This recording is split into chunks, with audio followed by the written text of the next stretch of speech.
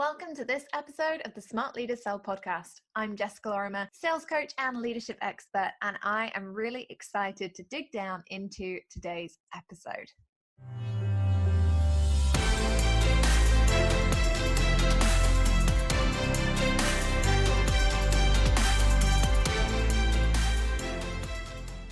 Well, this is exciting. I am very, very excited, Poddies, to introduce you to the lovely Taylor Lockard today. Welcome to the show, Taylor. Thank you. I'm so excited to have you here, and I got your email. So for those of you who haven't applied to be a guest on the podcast recently, you will not know about the application process. We send you through an application form and we ask you for answers that are super serious. I'm sort of joking, but we do ask answers about what you would like your episode to be about and things. And Taylor's kind of came back as this weird, clearly the internet was having a moment, and you actually emailed us and said, I think my application has kind of just turned into, I don't know, what was it, like computer code, Java or something? It was nuts. I was like, what happened? I was like, wow, we've broken the internet. Thank you, Jotform. That makes my life easy. And you sent us this lovely email and said, if I could send you Prosecco and Jaffa cakes through the coded maze of the internet, we'd be clinking glasses right now. And if I'm honest, I feel like that's what sold it to me. Like, if you like Jaffa cakes and Prosecco, it's a win in my book. Yeah, that's awesome. So tell us a bit about you, because obviously you are in the crazy online space and you are working in the copywriting sphere, which is actually, it's a pretty busy space to be in at the moment. There are lots and lots of copywriters on the up and up. Yeah, so I'm a launch strategist and copywriter. Generally, I find that a lot of my clients are coaches and consultants, which I think is fun because I think that often coaches and consultants are very close to their people, and often they started their coaching because of different things that happened in their past. But yeah, the copywriting space, it's getting pretty crowded. I think what's starting to really set people apart is the copywriters that take the time to do the right research beforehand. That's a really interesting point that you've made there about doing the right research beforehand, because I think, for me, what I'm seeing in the copywriting space is really interesting from what happened sort of 3 or 4 years ago, when it was perhaps less popular to have a copywriter on board. People, would spend a lot of time trying to create their own copy, and sometimes it'd be very hit and miss. And then we saw this influx of copywriters coming into the market, and it was great because actually people then learn decent skills around messaging, and their content was becoming much more on point, much more interesting, relevant to their audience. But one of the things that I've noticed recently is that what we seem to have at the moment is kind of an influx of copywriters who want people to have a very similar voice. So they're not necessarily listening to how the client sounds. And I know that's something a lot of my audience struggles with when they're hiring external copywriters or consultants or anything, is actually making sure they stand out, that it's unique to them rather than being the same or kind of cookie cutter to everybody else. Do you see that a lot in your work?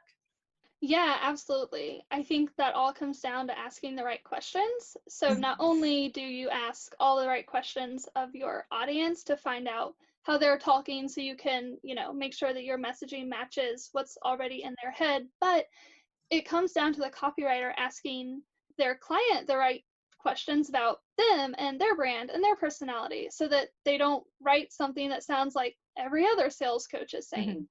And it's interesting, isn't it? Because I think, people have got more similar in terms of the copy that we're seeing out there just generally. And I say this on the podcast quite a lot, so if you've heard it already, and I apologize for repeating myself, but we tend to go through like phases in the online world where, a few years ago it was all photo shoots in Paris and pastel colors and the kind of font that Danielle Laporte used, and everybody was talking about basically positive impact. Everything was very warm, very fluffy. And then we went through to like the rebel phase, and people are dropping F-bombs left, right and center, and they're calling themselves rebels or boss babe or bitch or whatever. And now we're in this kind of amalgamation of the two, and you either sit in one of the two camps, really.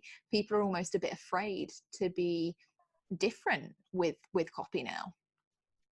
Yeah, it is always scary to do something that you don't see everyone else doing, but it's always best to stick with who you are. If you don't really drop the F-bomb all the time in your real conversations, then don't try to force that in your copy just to try to be a rebel because everyone else is being a rebel.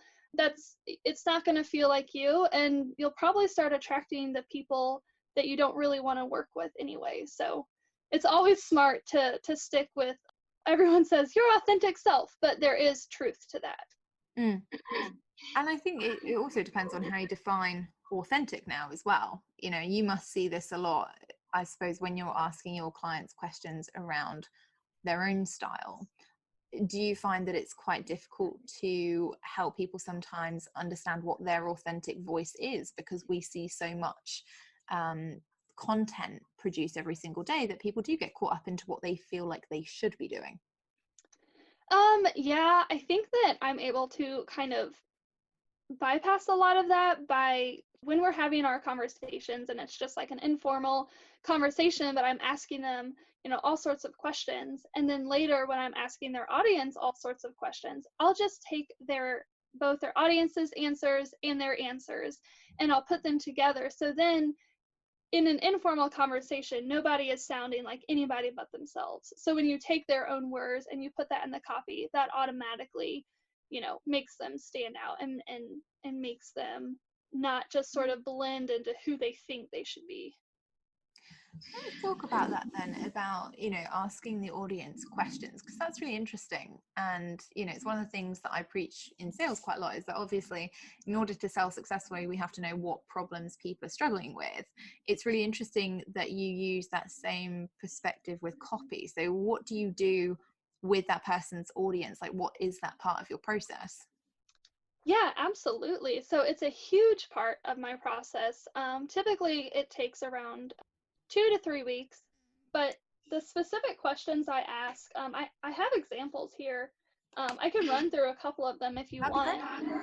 Okay, so one of the questions that I will ask their audience in both a survey and in interviews I do with, different past clients of theirs, I'll say, in your own words, what is, I'll just say Jessica's coaching, just as an example, if you were launching a program called Jessica's coaching. So in your own words, what is Jessica's coaching?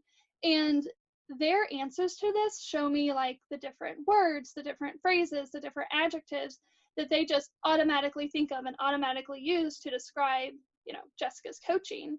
And so then instead of trying to come up with a certain way of saying it or try to think of something clever, you're just using what they're already thinking.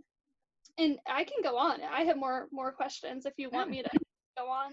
Well, I think it's really interesting, if you look at what you're actually asking them to do, because obviously then you're just looking for audience feedback in terms of, not just how they think about the coaching programs or, the service that somebody's providing, but also looking at how they would describe their own transformation and things like that as well.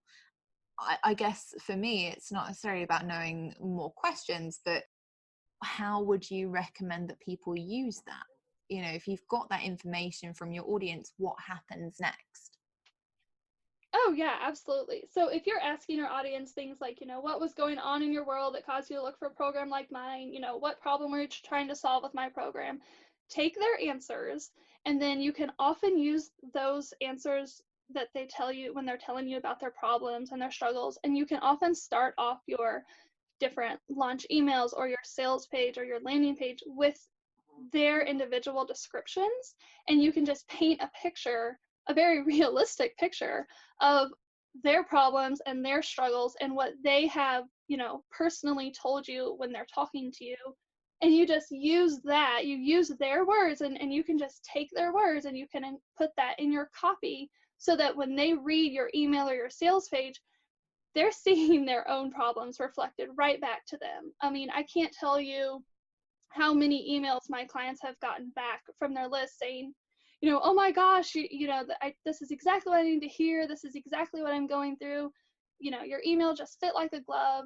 And people just, they just resonate with that when they see you describing their problems in your copy, instead of just leaving their answers sitting there in your own head. You're like, oh yeah, I know my audience struggles with this. Well, take their struggles, take their words, and put that in your copy, and people will see themselves in that. See, I really like this, and it's interesting because there are two aspects to it for me. Is that one, there is a sales aspect where people will buy if you can explain their problem better than they can, so that they know that you can empathize with the problem, and they know ultimately from you being able to describe it that you're going to be able to provide a solution for that. And that's always really interesting. The second thing there is, when you're talking about your process, it's clear how much work actually goes into writing great copy. Now, we kind of talked about your client who, did incredibly well in her early bird sales. She, did 30% better than in any other launch when you tweaked the copy. And actually, it looks like there's a lot of work that goes into it other than just the writing, which I think a lot of people get confused about with copywriting. They think, oh, I'm going to have a copywriter, they're going to come in and they're going to write some emails. The emails will sound fine and all well and good. And I think that's one of the biggest misnomers that's coming up from your process, is that obviously that's not really how a good copywriter is working. They're actually digging in and trying to understand the impact that it's going to have on your audience and the psychological kind of triggers ultimately that are going to help them press that buy button.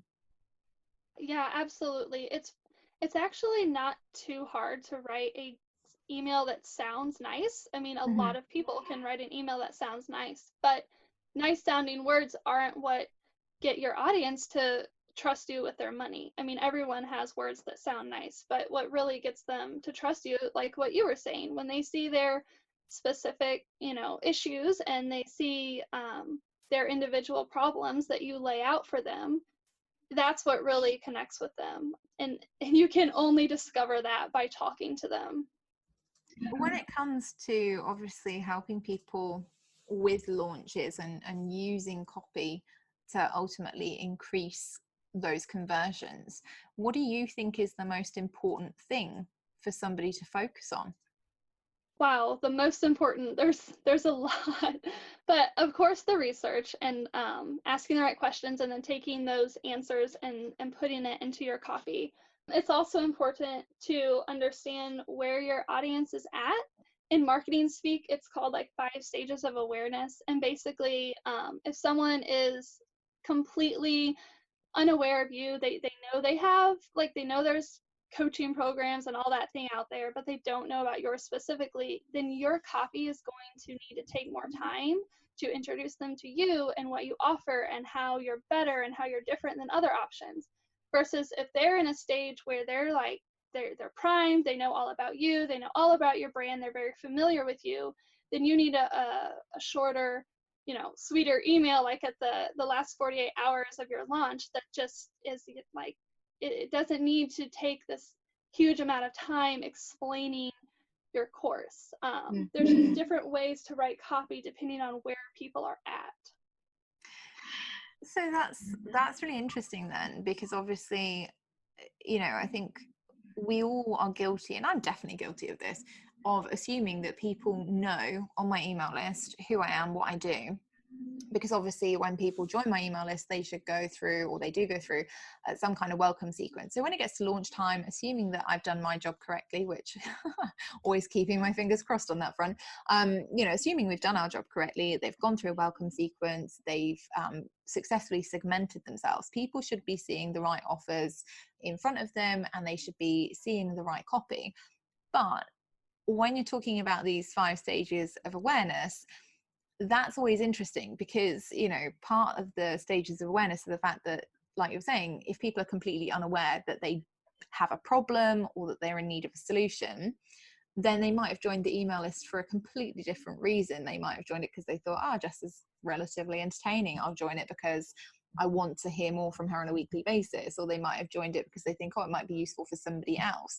So are there any ways that people can be actually helping people move along those stages of awareness regularly through their normal emailing to kind of prep them a bit more for launch time? Yeah, absolutely. And I think when you talk about like regular emailing and prepping for launch, often when someone brings me on to do a launch, before I ever send an email that says, cart's open, I will spend a lot of time writing emails that people would say a regular email. All it is, it's, it's adding value, and it's matching them where they're at, and it's building them up, and it's telling them, it's getting them primed and letting them know that they can get the outcome that they want.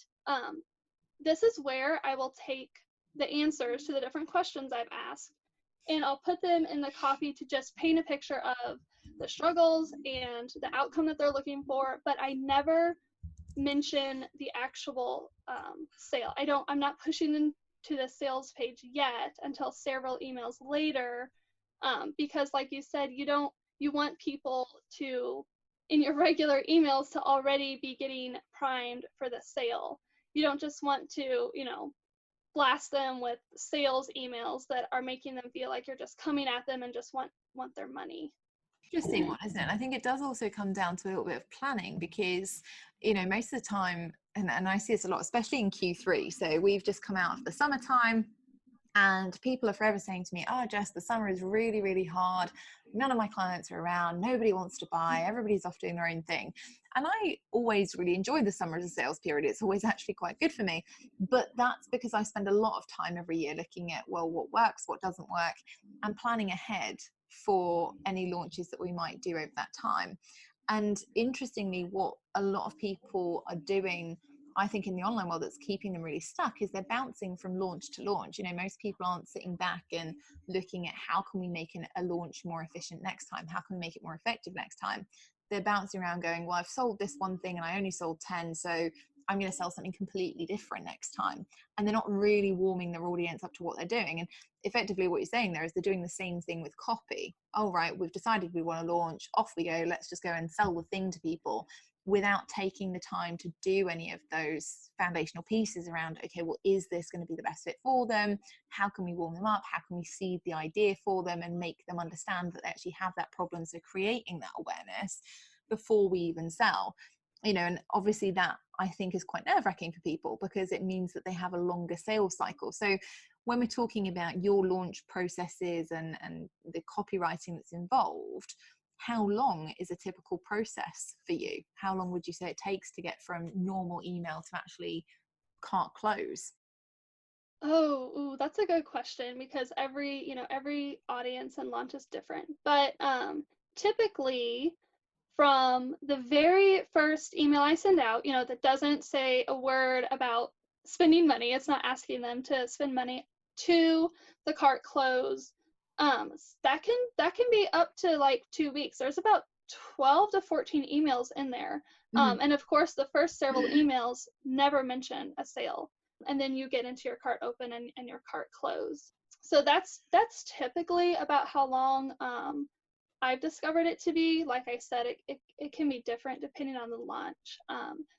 One thing you mentioned about the whole debriefing and the whole looking back on your past launches and figuring out what worked, what didn't work, what can you do better next time. That is crucial. And I think you're right on the money when you say a lot of people don't really take the time, they bounce around. But taking that time to just sit with the experience of the launch and look back at how your audience responded to different aspects, and then take the necessary changes for next time, that's huge. So it's always interesting, and I think you're completely right on that 2-week process. I guess the interesting things when we're looking at launching are that people, like we're saying, they get so caught up in, I want to launch right now, because perhaps they haven't done necessarily the sales planning that they should have done. We see this a lot as we're coming into 2020. I'm getting lots of emails from people who are saying, oh, Jess, I'm thinking about planning 2020. And then they leave it until, the end of December. And then they're like, oh, right, okay, well, I need money now. So what do I sell right now?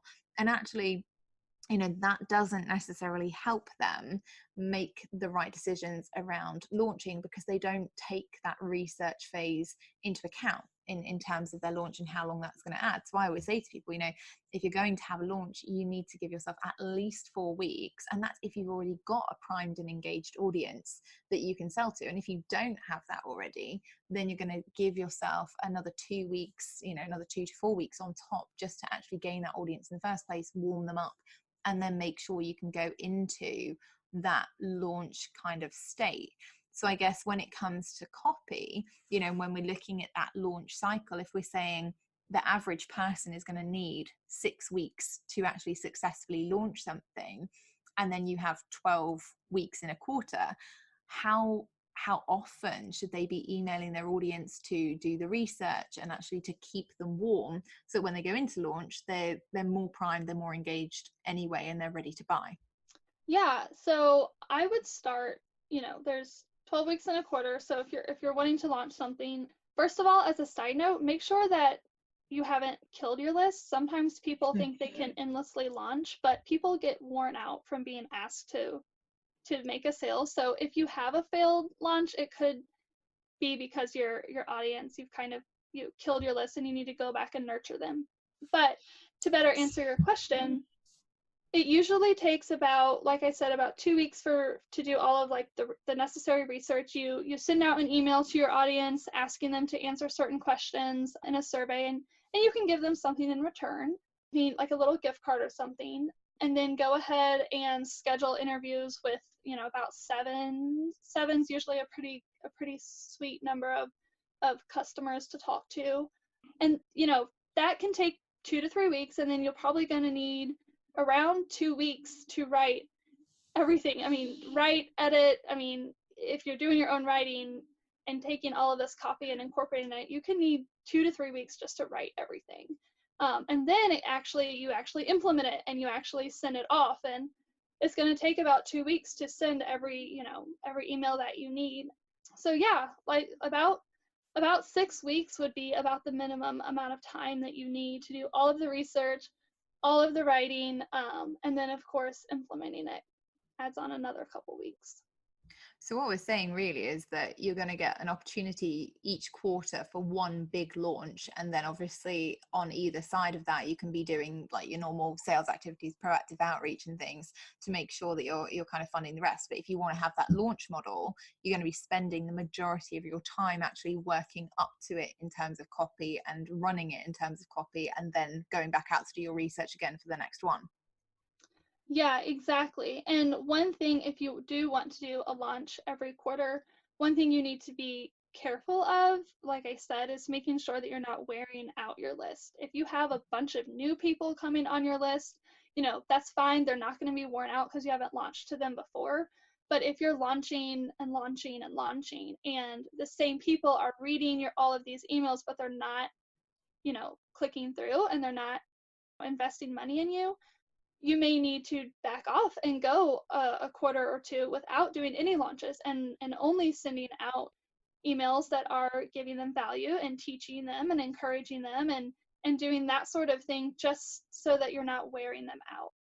And I think as well, there's a certain element of that comes down, like we always talk about, to segmentation and making sure that people are seeing the relevant information on your email marketing. I mean, I always say to people, yes, you absolutely have to give value, but we also have to make it normal for our audience to see sales pitches and normalize that experience for them, so that they're not in a phase where, when they've had free value for months, they're not freaked out when we actually do sell to them and kind of do that awful, oh my goodness, we're crickets, you're never going to hear anything from us again. But completely agree with where you're going around, don't burn your audience out. And I think it's one of those interesting things that I see more often when people are selling brand new things all the time. There is a trend, or there was a trend last year, where people seem to be selling new things every week, and they'd be on social media and this week I'm selling this and next week I'm selling that. And to me, it doesn't necessarily give people long enough to become warmed up to the idea of what that person's selling. It doesn't give them long enough to necessarily be able to make that decision. And it typically seems to be easier done on products that are lower end, products that are $100 or less, that people don't really have to think about. But when it comes to certainly the higher ticket stuff, you really need people to be solidly bought into you in your process. I mean, would you say that it happens more with people burning out their lists who are selling the same thing every time that they launch, or people who are selling different? It all goes back to the research. One of the biggest ways to make sure that you're not burning your audience out is to talk to them, to be in tune with what they want. Because if you're launching something every quarter that they really want and they really need, they're going to be receptive to it. You burn people out when you're trying to sell them things that they're not really interested in, or they already have the answers to, or like you said, it's all the time, there's not a lot of planning, you're just like, I need money now. And so then when you're desperate, you always, make mistakes. And you have to do that planning so that when it does come time to launch, you're not desperate for that money. And you have to make sure that what you're launching is in tune with what your audience really needs. I love that. It always comes back down to what the audience wants and needs. Awesome. So I guess my final question then is, and this is just from a perspective of me being really nosy, whose launches do you love? Like, as somebody who works with launches and copy all of the time, who are the people in the industry that you think, oh my goodness, I absolutely love what they do and really admire them because X, Y, and Z? Oh, yes. So I'm actually going to point to another copywriter. I love her to death, and I can't wait to meet her in person. I think we're going to be hopefully meeting in person this March, but her name is Kirsty Fanton, and she recently did a launch, and it was geared towards, I believe it was geared towards people who were both writing their own copy and other marketers who wanted to become better at copywriting. And she is able to be very, very funny, very interesting, very engaging, and yet show you how incredibly valuable different aspects are, both in the long run and in the here and now. I love her launch. I followed her through and read all of her emails and her sales page. So she's someone that I really like. That's awesome. I always think it's nice, especially when you can find somebody who's in your industry. It's truly collaborative as well. Thank you so much for coming on the podcast today. Honestly, it's been awesome to have you on there. And I think, people will get some huge takeaways from that. So guys, if you are listening, make sure that you head over to Instagram or to social media and just let us know what your key takeaways were from this episode. But if people want to get more Taylor in their lives, where can they go? Where's the best place for them to find you? So the best place would be my website, tayloredwriting.com. That's TAYLORED and then writing.com. Awesome. So there you go, guys. If you are somebody who needs a little bit of help, some pointers with your copy, with making sure that you get the best possible outcomes from your launch, make sure you head over to Tailored Writing and make sure that you also let Taylor know what your key takeaway was from this episode over on social media. As always, we'll put the links in the show notes for you. So if you do want to follow Taylor across any of the multiple platforms that she's on, we will make sure that those links are available for you. And I will see you guys in the next episode.